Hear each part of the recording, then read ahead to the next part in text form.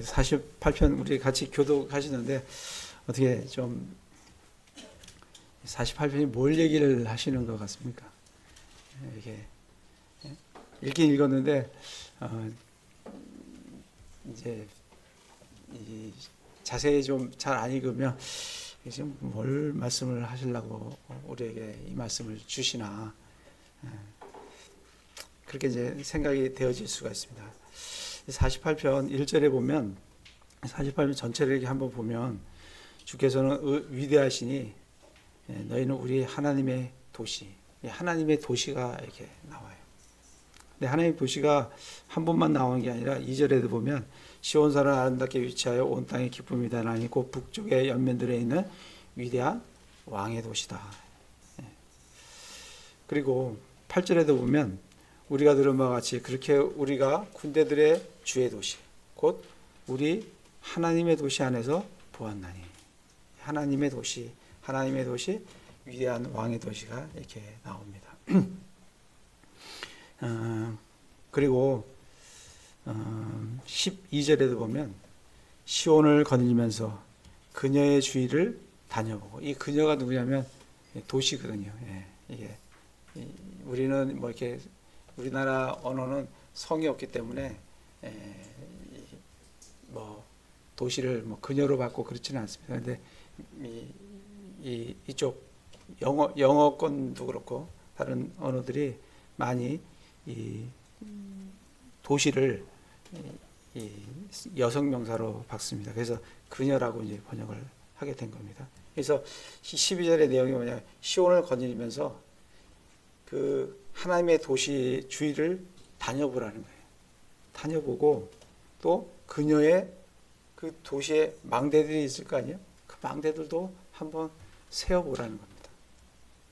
또 13절에 보면 너희는 그녀의 보루들을, 그죠? 그녀의 보루들을, 보루들이라는 게 이게 방패막이잖아요. 보루들을 자세히 살펴보고 그녀의 그 하나님의 도시 안에 있는 하나님의 도시 그러면 예루살렘이니까 거기에 궁궐들이 있는 것을 깊이 살펴보고 세대들에게 그것을 일러 주라는 겁니다. 그래서 48편을 제목을 잡는다고 하면 하나님의 도시다 이렇게 우리가 제목을 잡을 수가 있습니다. 이게 지금 하나님의 도시에 대한 얘기예요. 근데 이게 왜 48편 하나님의 도시에 대해서 이제 말씀을 하냐면 우리가 지난번에도 시편 44편을 한번 보시면 시편 44편 22절에 보면 뭐 다 하기는 어려울 것 같고 22절에 보면 참으로 주로 인해 우리가 종일토록 죽임을 당하며 도살당할 양같이 여겨졌나이다. 그러니까 이 시편 44편은 이 이스라엘이 도살당할 양같이 여겨지는 지금 대환란 속에 지금 들어가 있는 것을 지난번에 우리 했죠. 이게 지금 대환란을 지금 얘기를 한다고 말씀을 드렸습니다.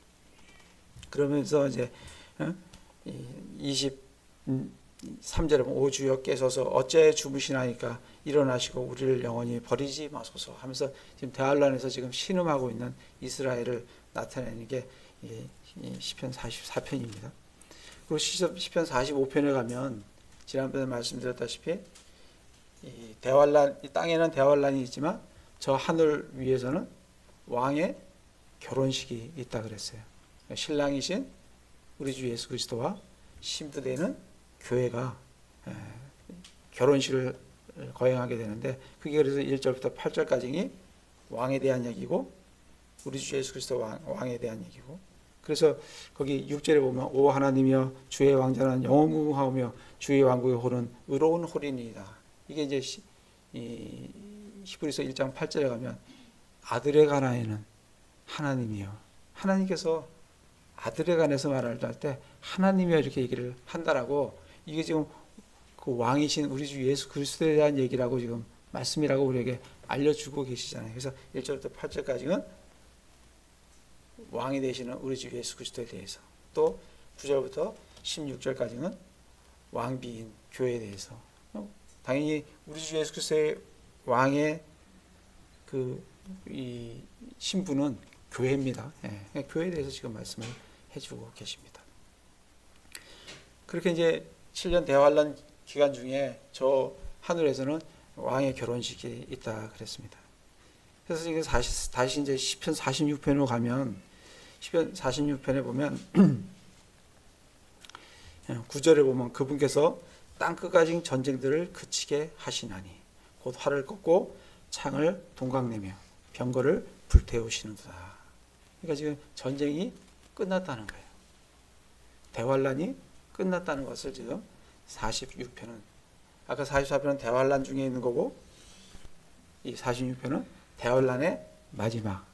그래서 이제 지상재림을 눈앞에 두고 있는 말씀이 46편 말씀입니다. 그래서 47편에 가면 이제 7절에 보면 하나님은 온 땅의 왕이시니 너희는 깨닫고 노래로 찬양할지어다. 하나님께서 이교도들을 통치하시며 하나님께서 자신의 거룩함의 왕자에 앉아 계시는도다. 지금 대환란이 끝나면 뭐로 들어가요? 천년왕국으로 들어가요.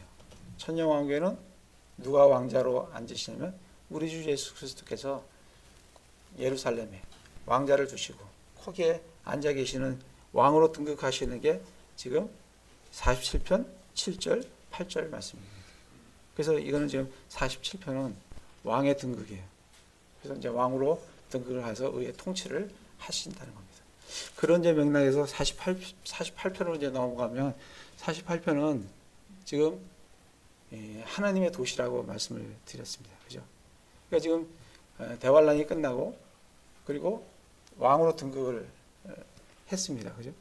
예수 그리스도께서 왕으로 등극을 하시고 의로 통치하시면서 지금 하나님의 도시를 한번 둘러보라는 겁니다. 지금 아까 우리 12절에도 보면 시온을 거들면서 그녀의 주위를 다녀보고 그녀의 망대들을 세워보라. 하나님께서 어떻게 말씀하신 그대로 예루살렘을 어떻게 하셨는지 그걸 한번 둘러보라는 겁니다. 그리고 13절에도 보면 너희는 그녀의 보루를 자세히 보고 그녀의 궁궐들을 깊이 살펴보아서 뒤따르는 세대에게 그거를 알려주라는 얘기입니다. 하나님께서 말씀하시는 그 약속대로 어떻게 이루셨는지 그 예루살렘 위대하신 하나님의 왕의 도시 그 예루살렘을 한번 둘러보고 그래서 이제 전쟁 끝나고 왕으로 등극하시고 뭐예요? 서울 시티를 투어하듯이 뭐 한다고요? 왕의 도시인 예루살렘을 투어하라는 얘기입니다. 보고 하나님이 어떻게 이 일을 이루셨는지 한번 살펴보라고 하는 말씀이 지금 시편 48편 말씀입니다. 그런 어떤 그 맥락 속에서 이 48편을 한번 이렇게 살펴보시기를 바랍니다. 1절에 보면 주께서는 위대하시니 하나님은 위대하신 하나님이세요. 크신 하나님이십니다. 너희는 우리 하나님의 도시 곧 그분의 거룩한 산에서 그분을 크게 찬양할지어다. 하나님의 도시 곧 그분의 거룩한 산에서. 그래서 이 하나님의 도시는 어디에 있냐면 그분의 거룩한 산에 있어요. 그리고 그분을 크게 찬양을 하라는 말씀을 하고 있습니다. 그러면서 2절에 보면 시온산은 아름답게 위치하여. 시온산이 있죠. 저기 예루살렘에 가면 시온산이 있습니다. 그죠? 시온산은 아름답게 위치하여 온 땅의 기쁨이 된다는 겁니다. 그러면서 곧 북쪽의 연면들에 있는 위대한 왕의 도시다. 하나님의 도시인데 이거는 거룩함의 산에 있고 시온산의 아름다움에 위치하고 있으며 온 땅의 기쁨이 되고 그리고 북쪽의 연면들에 있는 위대한 왕의 도시라고 지금 말씀을 해주고 있습니다. 이게 하나님의 도시라는 거예요. 그래서 이 위대한 그 왕의 도시, 그게 어디에 있냐면 북쪽 연면들에 있는 위대한 왕의 도시라고 합니다. 그래서 북쪽 연면들에 이렇게 있다고 좀 생각을 하면 이사야를 한번 가보겠습니다. 이사야 14장에 보시면 우리가 이게 어떤 도시인지를 우리한테 알려주는 말씀이 있습니다. 이사야 14장 13절 13절에 보시면 지금 12절에 이제 루시퍼에 대한 얘기인데 13절에 내가 내 마음속에 이르기를 내가 하늘로 올라가 내가 하나님의 별들 위로 내 왕자를 높이리라. 지금 루시퍼 사탄이 자기의 왕자를 하나님의 위로 높이겠다고 지금 얘기를 합니다. 내 왕자를 높이리라. 내가 또한 북쪽의 연면들에 있는 회중의 산 위에 앉으리라. 북쪽의 연면들에 있는 아까 우리 시편 말씀하고 이렇게 한번 비교해 보시면 아까 위대한 왕의 도시가 어디 있냐면 북쪽의 연면들에 있는 똑같죠? 예, 북쪽의 연면들에 있는. 그러니까 이 북쪽을 타고 쫙 올라가면 위대한 왕의 도시가 있는 겁니다. 그러니까 우리 하늘 왕국 있잖아요. 하늘의 왕국이 아니고 땅에 있는 왕국이 아니고 저 헤븐리 킹덤. 예, 그 하늘 왕국은 어디로 올라가냐면 북쪽 연면 측면으로 쫙 올라가면 북쪽의 연면을 치고 올라가면 거기 셋째 하늘에 하나님의 왕자가 계시는 그 도시도 있고 그 천국도 있고 그렇게 이제 우리에게 말씀을 해주십니다. 그래서 사탄이 거기 위로 자기를 높이겠다는 거예요. 예. 그게 지금 이사야 14장 13절 말씀입니다. 이거하고 지금 맥락을 같이 해보면 지금 시편 48편에 있는 1절과 2절에 있는 하나님의 도시, 위대한 왕의 도시, 이거는 지금 땅에 있는 도시가 아니고 저 하늘에 있는 도시구나. 아까 북쪽 옆면에 있다 그랬잖아요, 그죠? 그래서 제가 지도 하나 우리 페이퍼에 보면 지도를 하나 제가 해놨는데 작아서 잘 안 보이네요, 그죠? 네, 보이십니까? 네. 보이시는 분들은 제가 동그라미 2개를 쳐놨는데 거기 시온산이라고 밑에 있는 동그라미에 보면 시온산이라고 이렇게 있어요, 그죠? 시온산이 동그라미 타원 있죠? 타원 동그라미가 시온산이 있어요. 근데 거기 쭉 이쪽이 동쪽이거든요.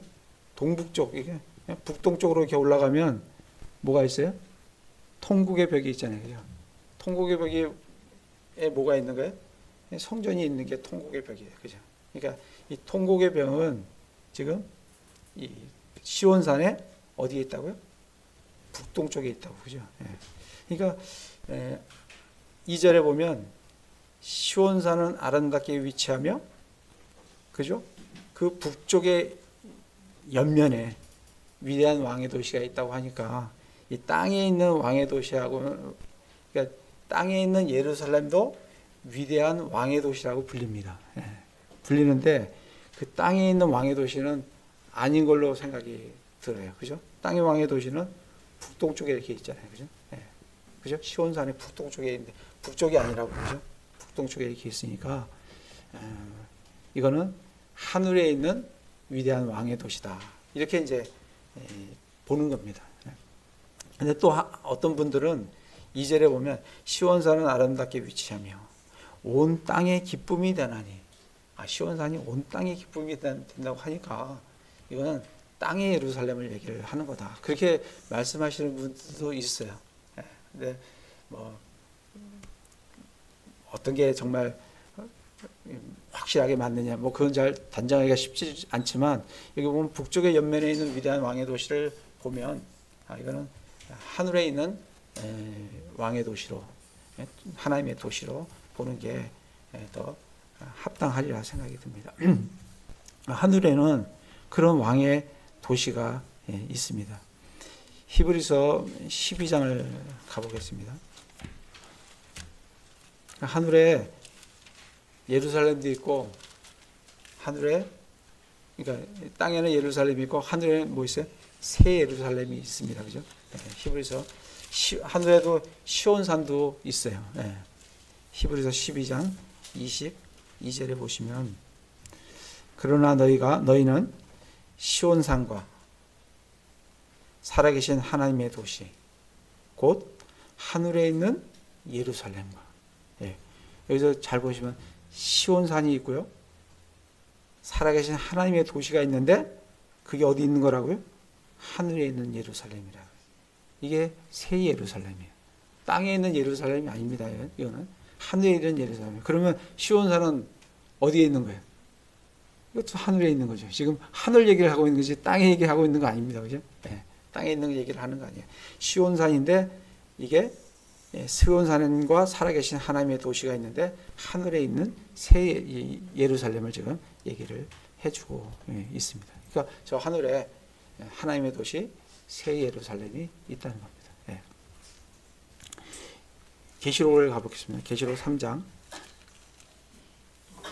그래서 우리 눈에 보이는 것만 뭐 다 있는 게 아니고 눈에 안 보이는 게 더 많이 있습니다. 그죠? 우리가 안 보여서 그렇지. 근데 하나님께서 성경으로 우리에게 계시해 주시면 우리가 알 수 있는 거고 그렇지 않으면 뭐 우리가 어떻게 알 수 있겠습니까? 계시록 3장 12절에 보면 이기는 자는 내가 하나님의 성전 안에 기둥이 되게 하리니 그가 다시는 나가지 아니하리라. 또 내가 내 하나님의 이름과 내 하나님의 도시, 하나님 도시 나오네요. 그죠? 하나님 도시 곧 하늘에서 내 하나님부터 내려오는 새 예루살렘의 이름을 그 사람의 위에 기록하고. 예, 하늘로부터 내려오는 새 예루살렘. 이게 뭐라고요? 하나님의 도시다. 예, 그렇게 우리에게 말씀을 해주고 있습니다. 한 구절만 더 보겠습니다. 갈라디아서 4장에 보시면 지금 우리 하늘에 있는 새 예루살렘을 지금 얘기하고 있습니다. 갈라디아서 4장 26절을 보시면 그러나 위에 있는 예루살렘은 땅에 있는 저 이스라엘에 있는 예루살렘 아닙니다. 위에 있는 예루살렘은 자유로우며 우리 모두의 어머니라. 우리 지금 누구의 어머니라고? 우리 교회인 그리스도인들의 어머니가 어디라고요? 저기 하늘에 있는 새 예루살렘이 우리의 어머니라고. 그런 의미는 어머니로부터 우리가 태어나잖아요. 그죠? 그래서 거기가 우리의 고향이고 우리의 모태가 된다는 겁니다. 그러니까 우리 그리스도인들은 어디 사람이냐면 고향이 어디예요? 새 예루살렘 사람이라고. 지금 그 말씀을 지금 우리에게 해주고 계십니다. 그래서 우리의 고향이 아닌 여기다 자꾸 정들려고 두시면 안 되고 우리의 정은 저 하늘에 있는 새 예루살렘에 우리의 어머니인 새 예루살렘에 우리의 정을 두고 거기에 초점 맞추고 거기에 우리의 소망을 두고 위의 것을 추구하며 살아가야 됨을 우리에게 말씀을 해주고 계십니다. 근데 여기 보시면 그 하나님의 그 도시에 아까 왕의 다시 그 시편으로 한번 가보겠습니다. 시편 48편에 그 위대한 왕의 도시에서 이제 하늘의 도시들을 우리가 봤는데 그 마태복음을 한번 가보겠습니다. 마태복음 5장에 보시면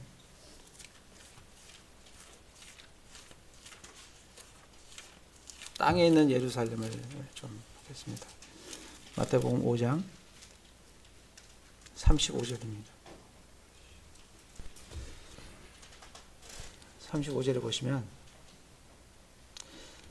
땅을 두고도 하지 말 것은 그것은 그분의 발받침이기 때문이며 예루살렘을 두고도 하지 말 것은 이 예루살렘은 땅에 있는 예루살렘입니다. 예수님께서 지금 말씀하시는 거예요. 땅에 있는 예루살렘에서 두지 말 것은 그것이 위대한 왕의 도시이기 때문이라.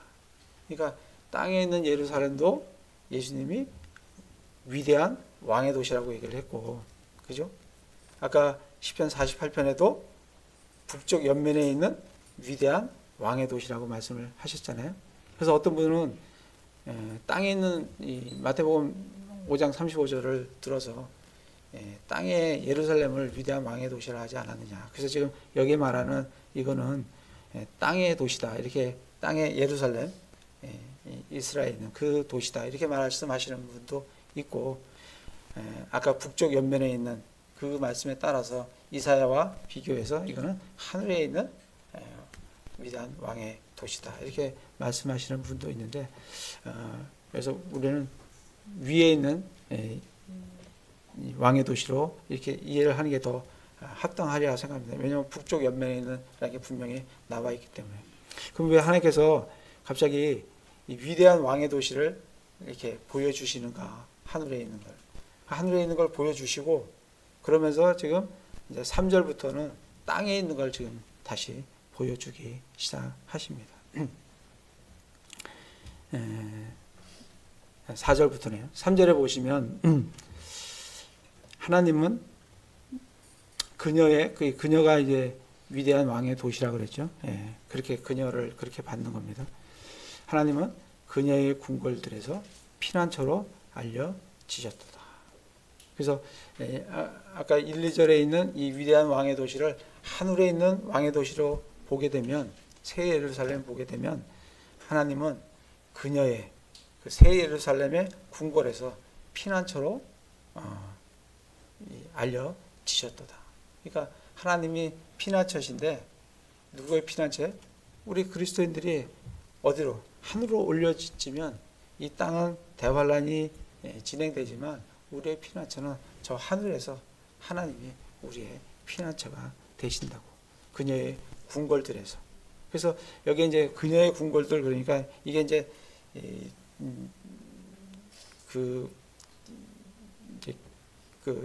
신약교회의 이제 그 궁궐들로 생각이 되면 요한복음 14장 말씀이 생각이 나요. 그죠? 요한복음 14장 1절, 2절 한번 볼까요? 요한복음 14장에 보시면 하늘에 궁궐들이 있는데, 그 궁궐들이 신약에서는 예수님께서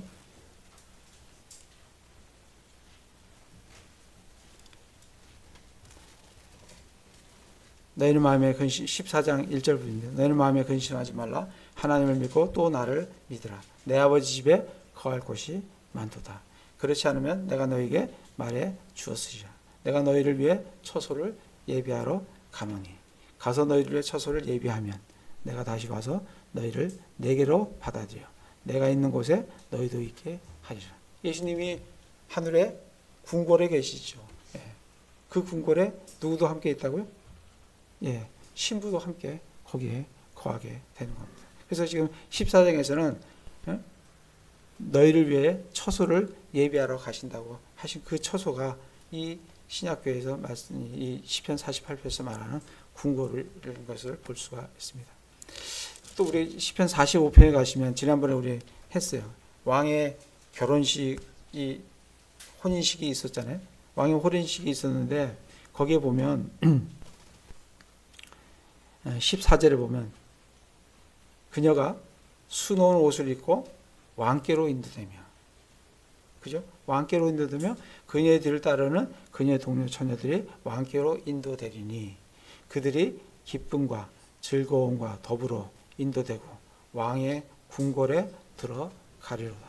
교회가 신부인, 신랑인 예수 그리스도와 함께 어디로? 예수 그리스도에 인도되고 예수 그리스도와 함께 어디로 간다고요? 궁궐로 들어간다고요. 지금 그 말씀을 함께 보면 3절은 하나님은 그녀의 궁궐들에서 대환란 때, 우리는 대환란을 겪지 않고 미리 올려져서 이곳이 대환란이 이루어질 때 피난처로서 하나님의 궁궐에 있게 된다는 말씀을 우리에게 알려주고 계십니다. 4절에 보면, 그러면서 이제 4절부터는 이 하늘의 얘기가 아니라 이제 이 땅의 얘기를 지금 말씀을 해주고 계십니다. 보라, 왕들이 함께 모여 함께 지나가다가 그것을 보고는 이에 놀라며 근심하고 서둘러 사라졌도다. 두려움이 거기서 그들을 사로잡았으며 해산하는 여인의 고통 같은 고통이 사로잡았도다. 주께서 동풍으로 다시스의 배들을 부수나이다. 우리가 들은 바와 같이 그렇게 우리가 군대들의 주의 도시 곧 우리 하나님의 도시 안에서 보았나니 하나님께서 그것을 영원히 굳게 세우시리로다. 지금 이 4절부터 보면 이 왕들이라는 얘기가 나와요. 그러니까 이게 4절에 이 지금 1절, 2절, 3절에 이제 피난처라는 하늘의 피난처를 말씀을 해주시고, 그리고 이제 4절부터는 지금 대환란의 얘기를 지금 다시 하시는데 거기에 왕들이 나온다는 거예요. 그러니까 왕들의 그래서 왕들의 어떤 대환란에서 이 왕들의 어떤 이 궤적을 우리가 좀 추적을 해보면 이 왕들의 모습을과 이 지금 시편 48편에서 나오는 왕들의 얘기를 함께 이렇게 연관해서 보실 수 있으리라 생각이 듭니다. 먼저 시편 우리 지난번에 했을 때 시편 2편을 가보시면 왕들의 얘기가 나와요. 시편 2편입니다. 2편에 보면 대환란 때 이 세상 왕들이 어떻게 이제 행하냐면 2편 1절에 보면 어찌하여 이교도들이 격노하며 백성이 헛된 일을 꾀하는가. 주를 대적하며 그분의 기름 부은 받은 자를 대적하려고 땅의 왕들이 스스로 나서며 치리자들과 함께 은화하여 일으키를. 그러니까 이 대환란은 땅의 왕들, 적그리스도가 이끄는 땅의 왕들과 우리 주 예수 그리스도와의 전쟁이 이루어진다라고 말씀을 하고 계시고, 이 지금 이 땅의 왕들이 스스로 나서며 이 주를 대적하는 장면이 나옵니다. 요한계시록을 가보시면 이 장면들을 이제 기억하시면서 요한계시록을 가서 왕의 궤적들을, 땅에 있는 왕의 궤적들을 우리가 좀 한번 살펴볼 필요가 있습니다.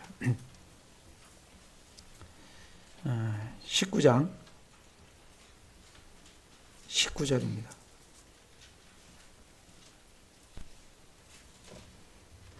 또 내가 보니 그 짐승과 땅의 왕들과, 지금 우리 땅의 왕들을 지금 살펴보고 있습니다.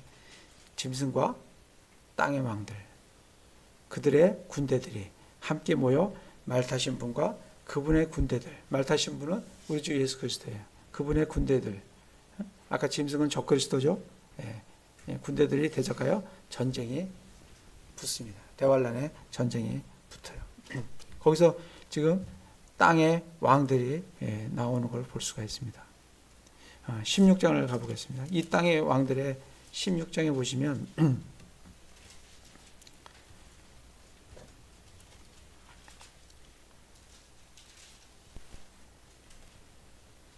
16장 12절에 보면 여섯째 천사가 자기 병을 큰 강 유프라데스 강에 쏟아부으매 그것의 물이 말랐으니 이것은 동쪽 왕들의 길이 예비되게 하려 함이더라.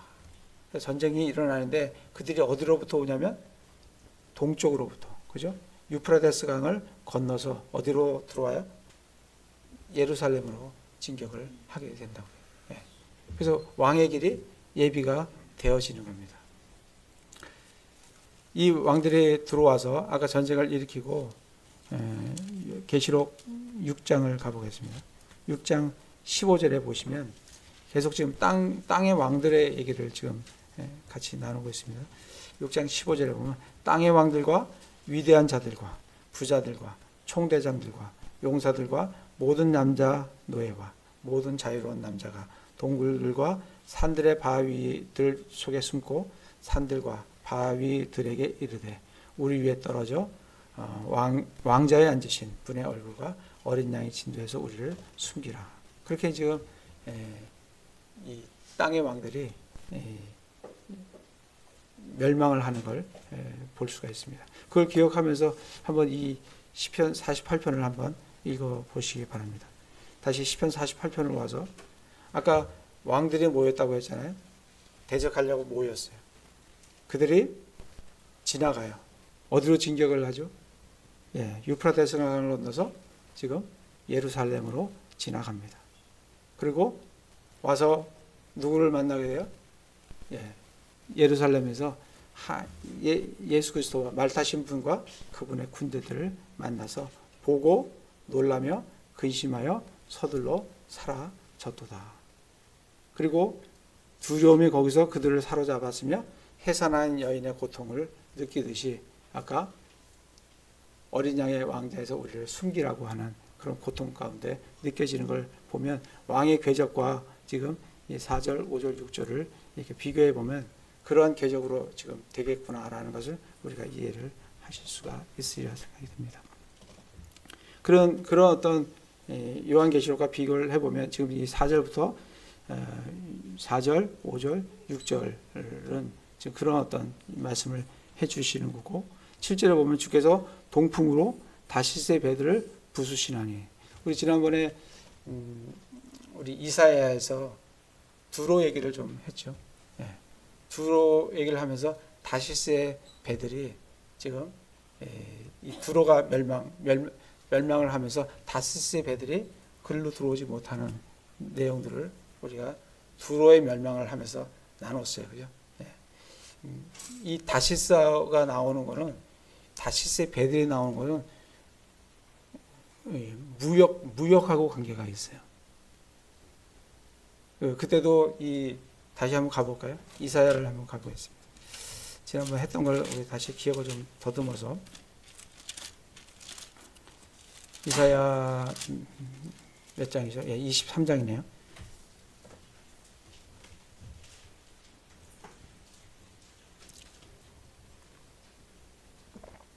23장 1절에 보면 두로에 대한 엄중한 부담이라 다시스의 배들아 너희는 울부짖을지어다. 왜 울부짖죠? 두로가 망했기 때문에. 왜냐하면 두로가 가장 큰 무역 시장인데 거기가 하나님께서 때리고 치니까 다시스의 배가 어디 무역할 데가 없는 거예요. 울부짖을지어라는 거예요. 예. 왜냐하면 그 3절에 보면 두로의 재호는 큰 물들로 말미암는 시올의 씨, 시올의 그 이스트라고 했어요. 시에 곧 강의 수확물이며 두로는 민족들의 시장이니라 하고 그 거대한 민족의 시장인 두로가 망하게 되면서 다시스의 배들이 울부짖어야 되는 그런 내용을 좀 이해를 하면 48편으로 다시 오면 시편 48편에 주께서 동풍으로 다시스의 배들을 부수나이다. 그래서 무역이 처참하게 깨져 버리는 그런 내용들을 이게 이제 나중에 거기 참고 구절에 보면 우리 그 성경에도 참고 구절을 보시면 에스겔 27장 25절 참고 구절로 되어 있는데 거기에 보면 다시스 배들이 부서지는 내용들이 나옵니다. 그런 걸 통해서 무역들이 망가져 버리는 대환란 때 되면 무역들이 망가져 버리는 그런 것들을 보게 됩니다. 요즘 미국하고 얼마 전에 홍해에 있는 걸 때리죠. 예. 거기가 세계 물동량의 10%인가? 여러분 10%면 엄청난 물동량이에요. 그죠? 거기에 지나가는 배들에 대해서 테러를 하게 되니까 거기를 지금 미국이 지금 치고 있어요. 중동 그쪽에 그 홍해 쪽하고 홍해를 좀 그 수에즈 운하를 탁 들어가 버리면 뭐가 나오면 지중해가 나오는 겁니다. 거기에 물동량들이 있는 거예요. 그런 걸 이제 생각을 하게 되면 이 다시스의 배들을 부순다는 게 그런 어떤 무역의 급감을 지금 말씀을 하시는구나. 그래서 이제 4절, 5절, 6절, 7절은 그런 내용들을 얘기를 하게 됩니다. 그래서 8절에 우리가 들은 바와 같이 그렇게 우리가 군대들의 주의 도시 곧 우리 하나님의 도시 안에서 보았나니 하나님께서 그것을 영원히 굳게 세우시리로다. 그래서 여기 8절에서는 이제 이 하나님의 도시는 땅의 도시예요. 땅에 저기 이스라엘 땅에 있는 예루살렘, 그 도시를 지금 말씀을 해주고 있습니다. 그 도시를 어떻게 하신다고요? 그것을 영원히 굳게 세우신다고요. 뭐와 같이? 8절에 우리가 들은 바와 같이. 하나님께서 약속하신 그 약속 그대로 예루살렘을 어떻게 해요? 승리하시고 예루살렘을 굳건히 영원히 지금 세우시겠다고 말씀을 하고 계십니다. 그러면서 8절에 셀라라는 게 나오는데 이 셀라는 재림 문명이에요. 그래서 이게 지금 재림 때 이루어지는 일이구나 하고 재림에 관련해서 이 말씀을 보셔야 이 말씀이 무슨 말씀을 하는구나 하는 것을 우리가 알 수 있다는 겁니다. 그러면서 9절에 오 하나님이여 우리가 주의 성전 한가운데서 이제 전쟁도 끝나고 왕도 등극했고 그죠? 그리고 도시도 정비가 되었고 이제 그 성전 한가운데서 지금 왕이신 지금 왕에 대한 얘기를 하고 있습니다. 왕이신 우리 주 예수 그리스도께서 어떻게 그 일들을 이루셨는지 그 성전 한가운데서 주의 인자하심을 생각하는 거예요. 주의 인자를 생각하면서 10절에 오 하나님이여 주의 이름에 합당하게 주에 대한 찬양도 땅끝까지 이르나니 주의 오른손에는 의가 가득하나이다. 주의 오른손에는 의가 가득하다는 것을 우리가 좀 캐치를 하면 예수님의 의의 통치가 생각이 나시죠. 의의 통치가 생각이 나요. 주님의 통치를 지금 의의 통치를 지금 말씀을 하고 계시는구나. 그렇게 생각이 들면 오 하나님이여 9절에도 오 하나님이여 10절에도 오 하나님이라고 하는 그 오 하나님이 누구라고요? 우리 주 예수 그리스도라고요. 그게 아까 시편 45편에서도 오 하나님이여 그죠?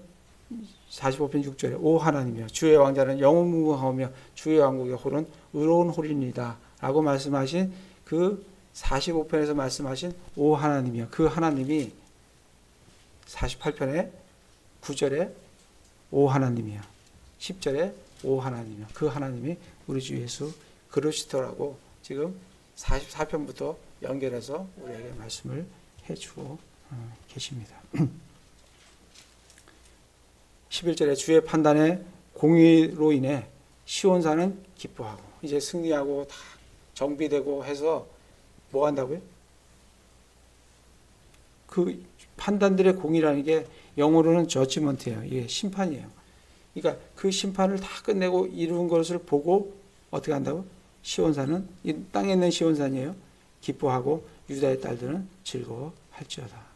그러면서 시온을 거닐면서 그녀의 그 땅에 있는 예루살렘을 살펴보고 주위를 다녀보고 그의 망대들도 세보고 그리고 보루들도 자세히 보고 그녀의 궁궐들을 깊이 살펴보아서 하나님께서 아까 8절에 우리가 들은 바와 같이 우리에게 말씀하신 바와 같이 그대로 이루셨구나 하는 것을 실제로 다니면서 그 예루살렘을 살펴보고 그리고 그거를 누구한테 전하라고요? 다음 세대에게 그거를 알려주라는 겁니다. 세대에게 그것을 알려주시다. 이 하나님은 하나님이 아니고 이 하나님은 우리 주 예수 그리스도를 나타내세요. 이 하나님은 오 하나님이요. 할 때 이 하나님은 영원무토록 우리의 하나님이시니 그분은 우리가 죽을 때까지 우리의 인도자가 되시리로다. 우리 스가랴 한번 가보시면 스가랴를 한번 가보겠습니다.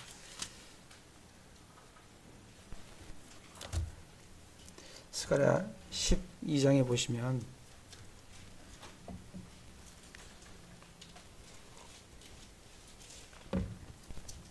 스가랴 12장 10절에 보면 내가 다윗의 집과 예루살렘 거주민들 위해 은혜의 영과 간구하는 영을 부어주리니 그들이 나 곧 자기들이 찌른 나를 바라보고 나가 누구죠?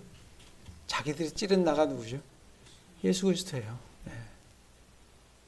유대인들이 찔렀잖아요. 창으로 찌르고 못으로 박았잖아요. 그 찔른 날을 바라본다고요. 언제? 대환란 끝나는 마지막에 그들이 본다고요. 바라보고 사람이 자기 외아들로 인해 애곡하듯 그로 인해 애곡하며 사람이 자기의 처음 난 자들로 인해 쓰라리게 슬퍼하듯 그로 인해 쓰라리게 슬퍼하지라 하면서 이스라엘이 회개하고 돌아설 것을 돌아서서 뭘 고백한다고요? 예수님이 하나님의 아들이시오. 하나님이시오. 지금 시편에서 나오는 것 같이 오 하나님이요. 오 하나님이요. 주의 왕자는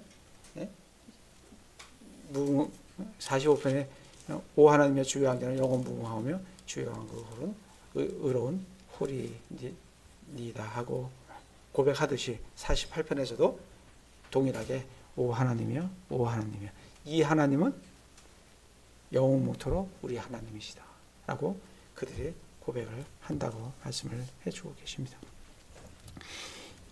시간이 좀 됐는데 48편은 그렇게 그런 측면에서 살펴보시고 묵상을 해보시고 거기서 하나님께 주시는 은혜들을 누리시기를 바랍니다.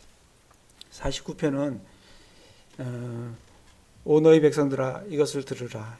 이제 이게 49편은 크게 세 부분으로 나눠져 있어요. 제가 거기 개요에 보면 49편에 하고 개요를 제가 적어놨죠. 맨 위에 보면 모든 백성들아 이것을 들으라 하고 1절부터 4절까지 들으라고 지금 선언문적인 말씀을 해주시는 게 1절부터 4절 말씀이에요. 그리고 5절하고 15절 16절에서는 하나님께서 구속자가 되시니까 두려워하지 말라는 거예요. 하나님이 구속자가 된다. 그러니 두려워하지 말라. 그리고 6절서부터 20절까지는 인생은 허무하며 세상의 무엇으로도 혼을 구속할 수 없다. 그 얘기를 지금 크게 세 부분으로 나눠서 말씀을 해주고 있습니다. 그래서 49편 1절에 보면 너희 모든 백성들아 이것을 들으라. 누구한테 얘기하냐면 모든 백성들한테 얘기하는 거예요. 이스라엘에게만 얘기하는 것도 아니고 이방인에게만 얘기하는 것도 아니고 모든 백성들이 들어야 될 내용이다. 이게. 세상의 모든 거주민들아 너희는 귀를 기울이라. 이게. 근데 그 세상의 모든 거주민들을 좀 더 세분하면 어떻게 된다고요? 2절에 낮은 자나 높은 자나 부유한 자나 가난한 자나 다 함께 들으라는 겁니다. 지금 뭘 얘기를 하실 그 대상은 그렇고 뭘 얘기하려고 하냐면 내 입은 지혜를 말할 것이며 지혜를 말한다. 그리고 내 마음은 명철에 대해 묵상하리로다. 이 말씀은 좀 어려운 것 같아요. 내 마음은 명철에 대해 묵상. 그게 좀 이해되십니까? 내 마음은 명철에 대해 묵상한다. 내 마음이 명철을 묵상한다. 그런 말인가? 제가 거기 보면 16번입니다. 16번에 보면 제가 영어를 적어놨어요. 우리 잘 모르면 영어를 잘 못하지만 그래도 가서 영어를 보면 이게 뭘 얘기를 하는 거구나 하는 걸 우리가 대략 알 수가 있습니다. The meditation of my heart 이렇게 되어 있어요. 그러니까 내 마음의 묵상이 내 마음이 명철을 묵상하다기보다는 내 마음의 묵상이 shall be of understanding이에요. 깨달음에서 나온 거다. 그러니까 내가 지금 내 마음에 묵상하는 이것이 그냥 헛된 거 묵상하는 게 아니고 헛된 것에서 나와가지고 내가 내 상상 속에 있는 것 어떤 거를 묵상하는 게 아니고 내 마음의 묵상 이것은 어디서 나왔다고요? 하나님 말씀을 깨달은 것으로부터 나왔다. 우리도 뭘 묵상을 하시려면 하나님 말씀을 묵상을 하시려면 첫 번째가 뭐가 돼야 되냐면 하나님 말씀을 이해해야 돼요. 하나님 말씀 이해가 안 되는데 묵상을 하면 잘못된 묵상, 자기 생각 속의 묵상을 하실 수가 있다는 겁니다. 지금 이 말씀을 하는 거예요. 지혜를 말하고 그리고 지금 이 마음의 묵상을 얘기하는데 그 마음의 묵상은 깨달음에서 온 하나님 말씀을 깨달음에서 온 마음의 묵상을 지금 얘기를 하겠다 이거예요. 그리고 내가 4절에 보면 내가 비유에 내 귀를 기울이고 하프를 타며 나의 은밀한 말을 열리로다.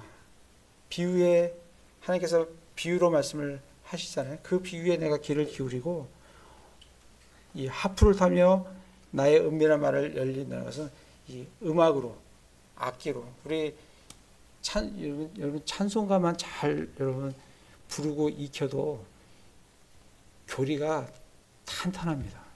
예. 거기에 찬송가에 나와 있는 가사들만 잘 음미하고 깨달으면 웬만큼 교리에는 흔들림이 없어요. 그만큼 이 찬송가라는 게 이 찬송가로 우리를 이렇게 교육시키는 게 굉장한 효과가 있다는 겁니다. 그러니까 지금 하프를 타며 나의 은밀한 말을 지금 열리로다 이렇게 지금 말씀을 해주고, 이게 지금 1절부터 4절까지는 선언문이에요. 그러면서 5절에 내 발꿈치의 불법이 나를 에워쌀 그 악한 날들에 내가 어찌하여 두려워하랴. 내 발꿈치의 불법, 그랬는데 이게 뭔지는 잘 모르겠어요. 발꿈치의 불법이, 그러니까 발꿈치를 빼버리고 불법이 나를 에워쌀, 그죠? 불법이 뭔가 에워싼다 이게 나를, 그죠? 불법이 에워쌀 그 악한 날에, 그 악한 날이 있는데 불법이 나를 에워싸는 그 악한 날이 있다는 겁니다. 근데 그 악한 날이 있다 하더라도 어떻다고요? 난 두려워하지 않는다. 그런 사람이 한 사람이 있어요. 여기서 지금 소개하는 겁니다. 5절에 어떤 불법이 나를 에워싸도 나는 두려워하지 않는다. 왜 두려워하지 않냐면 이분은 15절에 보면 그러나 하나님께서 내 혼을 무덤의 권능에서 구속하시리니 그분께서 나를 받아주시리로다. 셀라. 이런 고백을 하는, 이런 믿음을 가진 사람은 어떠한 두려움에 휩싸여도 어떻게 해요? 두려워하지 않는다. 그렇게 지금 얘기를 하고 있고, 6절은 차원이 틀려요. 6절은 자기 재분을 신뢰하며, 5절은 하나님을 신뢰하면서 두려움이 없는 사람을 얘기를 하는 거고, 6절부터는 하나님이 없는 사람이에요. 뭘 신뢰해요? 자기 재물을 신뢰하며 자기의 많은 부를 자랑하는 자들에 관한 한, 지금 그 얘기를 하겠다 이거예요. 뭐야? 재물 신뢰하고 자기의 많은 부를 자랑하는 그거에 대해서 내가 얘기를 하는데, 7절에 그들 중에 아무도 어떤 방법으로든지 자기 형제를 구속할 수 없고, 재물이 중요해요. 재물이 얼마큼 중요하냐면 우리 요즘 전도서 하고 있잖아요. 전도서 한번 가보겠습니다. 전도서 10장에 보시면 재물이 굉장히 중요합니다. 전도서 10장 19절에 보면 잔치는 웃음을 위해 베풀며, 전도서 10장 19절입니다. 잔치는 웃음을 위해 베풀며 포도즙은 즐겁게 하되 돈은 모든 것들에 대응하느니라. 여기서 모든 것들에 대응한다라고 할 때 이 대응이 answer예요. answer. 모든 것에 대한 답이 뭐에 있다고요? 돈에 있다고요.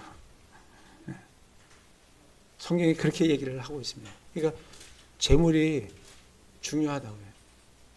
근데 재물을 사랑하는 건 악이라고요.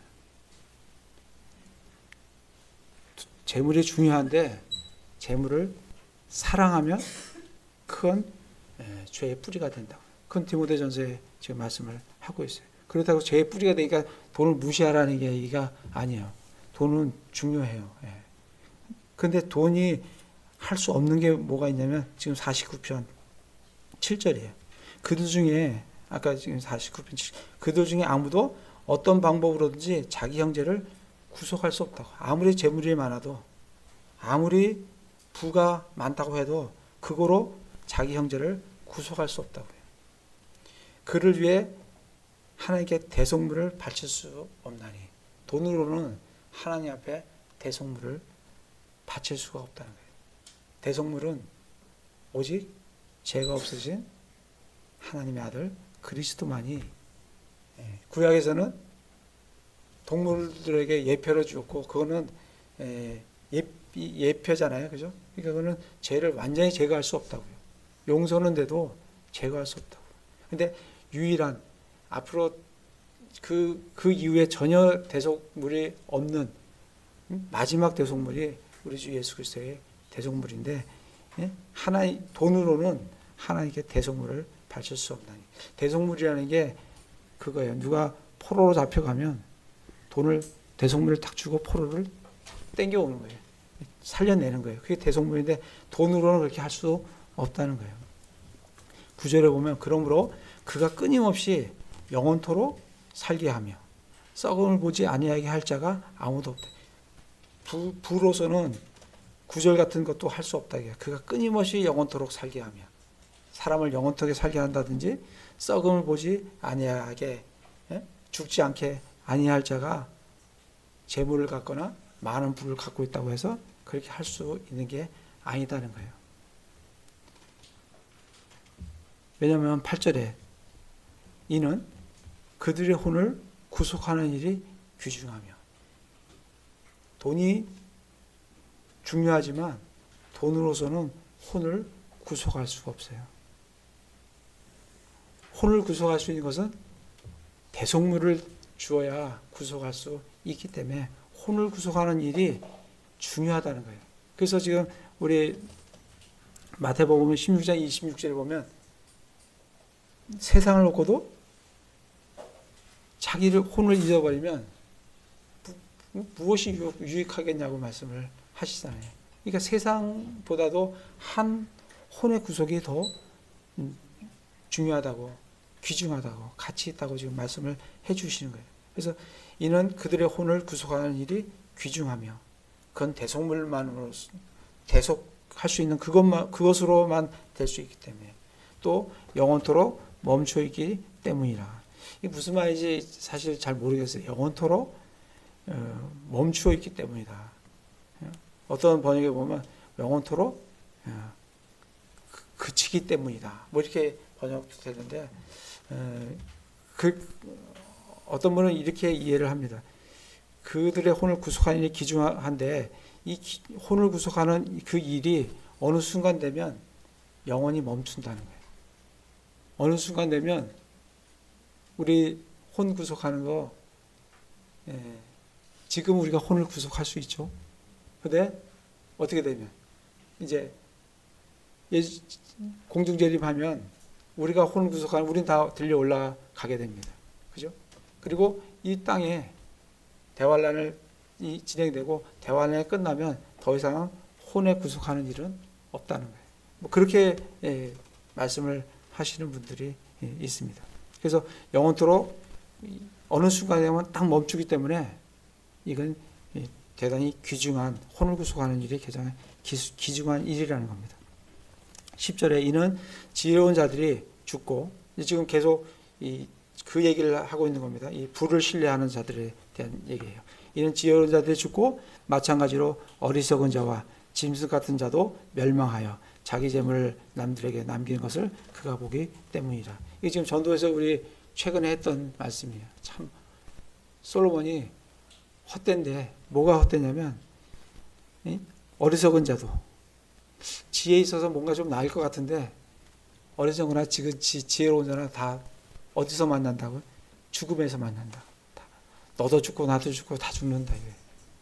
그러니까 지혜로운 자들이 죽고 마찬가지로 어리석은 자도 죽고, 짐승 같은 자도 죽고, 다 죽음에서 딱 멸망을 하고, 죽은 후에는 자기가 수고를 했던 얻었던 모든 재물을 어떻게 된다고요? 다음 사람한테 남겨주고 떠나야 된다고요. 그렇기 때문에 전도에서 그 수고가 헛되다고 지금 말씀을 하고 계시는데, 지금 여기서도 동일한 말씀을 해주고 있습니다. 멸망하여 자기 재물을 남들에게 남기는 것을 그가 보기 때문이니라. 그들이 속으로 자기 집은 영원히 지속되며, 마치 내가 가진 내가 가진 누리는 이런 영화, 이런 것들이 지속 영원히 지속되리라고 생각을 한다는 거예요. 지속되며 자기들의 거처는 모든 세대에 이를 줄로 생각하는도다. 그래서 뭐 그러지 않겠어요? 자기가 갖고 있는 거 또 죽으면 자녀에게 물려주고 또 자녀는 또 해갖고 또 그 다음 세대에 물려주고 영원히 뭔가 진행될 것 같지만 그렇지 않다는 거예요. 지금 그 말씀을 지금 하고 있습니다. 그러므로 그들이 자기들의 땅을 자기 이름을 따라 부르는도다. 그래서 좀 더 남기기 위해서 뭐 이렇게 길도 뭐 사람 이름 따서 짓고 뭐 그렇잖아요, 그죠? 예. 우리나라도 뭐 사람 이름 따라 짓는 길들이 많이 있죠. 저는 을지로가 을지문덕 따서 졌다고 누가 얘기하더라고요. 을지로는 을지문덕을 따서 졌다 그래요. 태계로는 태계 이양을 따서 졌다 하더라고요. 여기 보면 포스코로도 있어요. 포스코로. 예. 포스코를 따서 따라 진 거예요. 예. 뭐 그렇게 남기고 싶어 한다 이런 얘기입니다. 자기들의 땅을 자기 이름을 따라 부른도다. 그럼에도 불구하고 사람은 존귀한 가운데 거하여도 계속 머무르지 못하나니 그는 멸망하는 짐승과 같도다. 그래서 부를 신뢰하고 어떻게 해요? 부를 자랑하는 그런 사람은 혼을 구속할 수도 없고 그 부가 중요하긴 한데 그게 혼을 구속할 수도 없고 그거로 인해서 자기의 부 영화라든지 자기의 모든 것들이 지속되어질 수 없고 어떻게 된다고요? 멸망하는 짐승과 같은 동일한 결과를 낳게 된다는 겁니다. 그러니까 구속받지 못하면 그 부가 그 무슨 의미가 있겠습니까? 세상을 다 얻어도 한 영혼보다도 못하다고 하는데 우리의 이 땅에서 재물을 얻으려고 자꾸 뭐 열심히 하지 마시고 나가서 한 혼을 얻으시라고요. 한 혼을 얻으시면 이 세상 얻는 것보다 더 가치 있는 걸 얻어서 나중에 그거에 대한 보상을 하나님으로부터 우리 주 예수로부터 풍성하게 받으십니다. 이 세상에 있는 거 아까 죽으면 다 남겨주고 떠나야 되는 영원하지도 못한 거기에 소망을 두어서는 안 된다고 지금 말씀을 하고 계십니다. 13절에 보면 그들의 이 길이 그들의 어리석음이지만 그렇게 지금 부유한 자들이 어리석다고요. 어리석은데 그들의 후손은 그들의 말에 찬동하는도다. 후손은 찬동한다는 말은 이 영어로 approve예요. approve. 영어로 approve예요. 그러니까 우리가 뭐 이렇게 보고서를 작성하잖아요. 보고서를 작성하면 초안을 작성하잖아요. 그걸 드래프트라고 해요. 드래프트라고 해요. 초안을 딱 작성한다고요.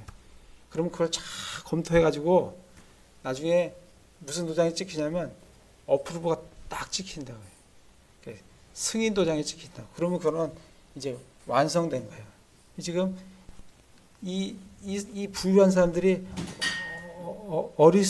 어리석게 지금 하는데 그들의 후손이 뭐 한다고요? 어프로브 한다고. 아, 맞습니다 하고 꽝 어프로브를 이 후손들도 찬성한다는 거예요. 거기에 대해서 동의한다는 거예요. 찬성하고 동의한다는 거예요.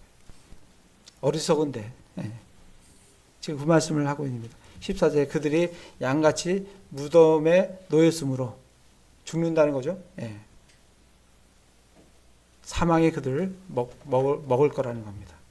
올바른 자들이 아침에 그들을 지배하리니 그들의 아름다움이 그들의 거처를 떠나 무덤에서 소멸하리로다.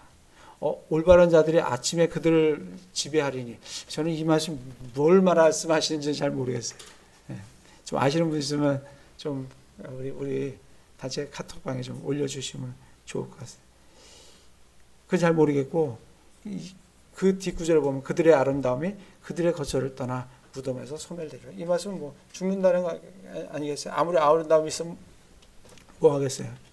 사망이 그들을 먹어버리는 것과 동일한 의미로 생각이 되어집니다. 15절 그러나 그렇게까지 얘기를 하고 부로서는 아무런 할 게 없다.